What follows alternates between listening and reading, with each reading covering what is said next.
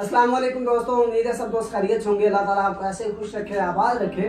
दोस्तों, जब इन बुजुर्गान दीन की ज़िंदगी के हालात व वाक़ियात और उनके इकबाल पढ़ता हूँ तो दिल में एक खुशी है कि इत्मीनान, एक सुकून दाखिल हो जाता है और अपने आप पर फ़ख्र होने लगता है कि मालिक करीम का एहसान है कि मुझे मुसलमानों के घराने में पैदा फरमाया, और उससे बढ़कर ये एहसान है कि मुझे बाअमल और बाकिरदार बुजुर्गान दीन अता फरमाए, जिनकी नज़र में किसी का रुपया, पैसा, हुस्न कोई अहमियत नहीं रखता था।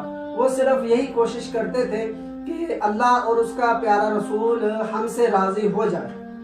आज एक ऐसे ही मर्द कलंदर का जिक्र खैर है जिनका नाम सुल्तान महमूद गज़नवी रहमतुल्लाहि ताला अलैह है। आप एक दफ़ा जंगल में शिकार करने के लिए जाते हैं और अपने साथियों से जुदा हो जाते हैं, अपना रास्ता भटक जाते हैं और अपने साथियों की तलाश शुरू कर देते हैं, यहाँ तक कि सूरज गरूब होने के करीब हो जाता है। अभी अपने साथियों को तलाश कर ही रहे होते हैं कि उनकी नज़र एक हिंदू धर्म की शहजादी पर पड़ती है जो शायद अपनी कनीज के साथ शिकार करने के लिए निकली होती है। वो दरिया के किनारे पानी में पाँव डुबोए हुए इस बात से बेखबर बैठी हुई होती है कि उनके पीछे एक शेर उन पर हमला करने वाला है। यहाँ तक कि सुल्तान महमूद गज़नवी रहमतुल्लाहि ताला अलैह अपना तीर कमान में डालते हैं, यहाँ तक एक तीर मारते कि वो कनीज पर हमला कर देता है।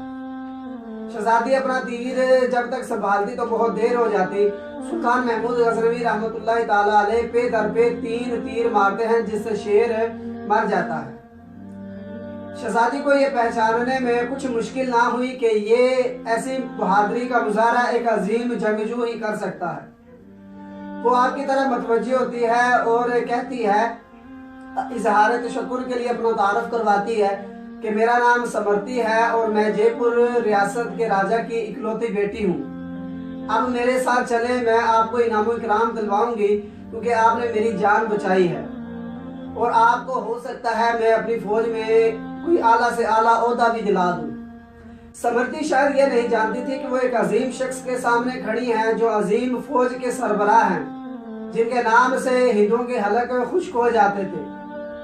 और आप वक्ती तौर पर अपनी पहचान छुपाते हैं, कहते हैं जी जी मैं और फौज से ताल्लुक़ रखता हूँ, आप मेरे साथ चलें क्योंकि अंधेरा बढ़ रहा है। अगर ज़्यादा अंधेरा हो गया तो हो सकता है हमें रास्ता ना मिले और सारी रात जंगल में गुजारनी पड़े और मैं आपको अकेली को छोड़ नहीं सकता। शहजादी ये जान चुकी थी कि ये जो शख्स है ये बेखौफ है, बेलालच है, मेरा नाजायज़ फ़ायदा नहीं उठाएगा। बगैर कोई सवाल किए आपके पीछे पीछे चलने लगती है।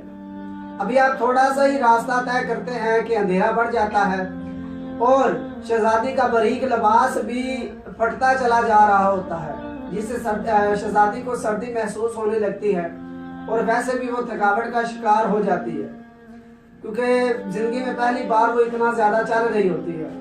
तो आप फरमाते हैं कि आप फलां जो है ना पहाड़ी ऊंची जगह पर आप आराम फरमा लें, सुबह के वक्त इंशाल्लाह हम अगला सफ़र तय करेंगे और आपको मैं महफूज मकाम तक पहुंचा दूंगा। वो सुल्तान से बगैर कोई सवाल किए ऊंची पहाड़ी पर चढ़ जाती है और आप महसूस करते हैं कि बारीक लिबास में वो जंगल की ठंडी जो सर्दी है वो बर्दाश्त नहीं कर सकेगी। आप अपनी मोटी चादर उसे अता फरमा देते हैं। सुल्तान महमूद गज़नवी रहमतुल्लाहि ताला अलैह लकड़ियों को इकट्ठा करते हैं और पत्थरों से आग जलाने की कोशिश करते हैं। आग जल जाती है, साथ पड़ी मिट्टी के साथ तयम्मुम करते हैं। तयम्मुम करने के बाद नमाज शुरू करते हैं तो समर्ती परेशान हो जाती है, कहती कि कहीं ऐसा ना हो कि ये गजनी के लश्कर का कोई आदमी हो और ये लोग तो भेड़ बकरी गाय भैंस तमाम चीज़ों को ये खा जाते हैं, बड़े जालिम हैं, तो कहीं ऐसा ना हो कि ये मुझ पर भी जुल्म करे। तो फिर सुल्तान के साथ जो गुजरे हुए लम्हात होते हैं उनको याद करती है, कहती कि अगर ये इतने ही जालिम होते तो मुझे ये शेर से ना बचाता और मुझे घर छोड़ने के लिए अपना वक्त ज़ाया ना करता। तो सुल्तान महमूद गज़नवी रहमतुल्लाहि ताला अलैह नमाज अदा कर लेते हैं। नमाज अदा करने के बाद दुआ मांगने लगते हैं। दुआ मांगते हुए गिड़गिड़ा कर अल्लाह ताला की पाक बारगाह में रोने लगते हैं और उसके बाद अपना खंजर उठाते हैं और पाँव के अंगूठे पर रख कर उसे दबा देते हैं और इस सारी रात इसी तरीके से अल्लाह ताला की बारगाह में गिड़गिड़ा कर दुआएं मांगने लगते हैं।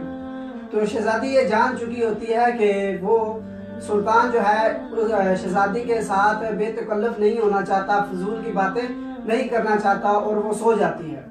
صبح کا وقت ہوتا ہے، شہزادی کو سلطان اٹھاتے ہیں اور کہتے ہیں کہ اب ہمیں سفر اگلے والا طے کرنا چاہیے تاکہ میں آپ کو بھی محفوظ مقام تک پہنچا سکوں اور میں اپنے بھی گھر جا سکوں۔ تو آپ تھوڑی ہی دیر چلتے ہیں، تھوڑی دیر چلنے کے بعد تھوڑی ہی دور آپ کو ایک سفید پتھر ملتا ہے۔ دوستو یہ سفید پتھر اس وقت کا ایک صحیح راستہ تلاش کرنے کا ذریعہ ہوتا تھا۔ جس طریقے لوگ صحیح سمت میں جا رہے ہوتے تھے نا تو وہ سفید پتھر پھینکتے جاتے تھے۔ تو آپ سفید پتھروں کے راستے چلنے لگتے ہیں اور جلد ہی ایک ہموار جگہ پر پہنچ جاتے ہیں۔ جیسے ہی ہموار جگہ پر پہنچتے ہیں تو اس کے ساتھ یہ گاؤں کھڑا ہوتا ہے۔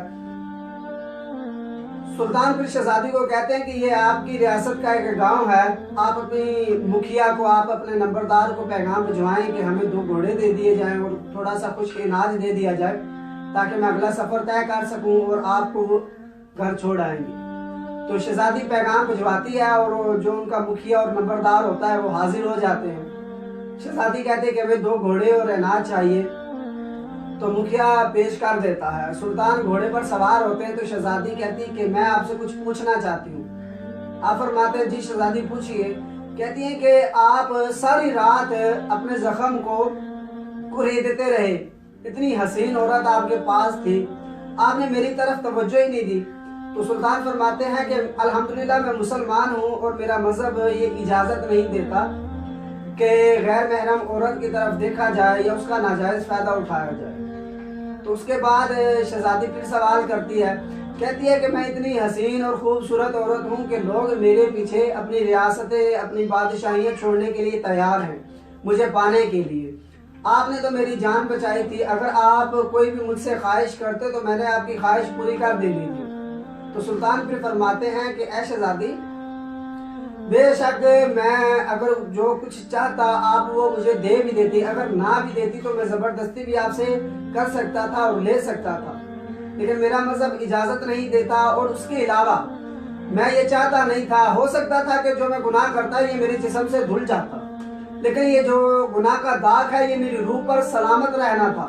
اور میں یہ چاہتا نہیں تھا کہ جب میں اپنے نبی پاک صلی اللہ تعالیٰ علیہ وسلم کی پاک بارگاہ میں پیش ہوں تو یہ ایسا زنا جیسا داغ میری روح پر ہوتا اور میں آقا علیہ السلام کے سامنے شرمندہ ہوتا۔ تو شہزادی بڑی آپ کی باتوں سے متاثر ہوتی ہے اور کہتی ہے کہ آپ میرے ساتھ چلیں، میں آپ کو بڑا انعام و اکرام دلواؤں گی تاکہ اگلی زندگی آپ سکون کے ساتھ گزار سکیں۔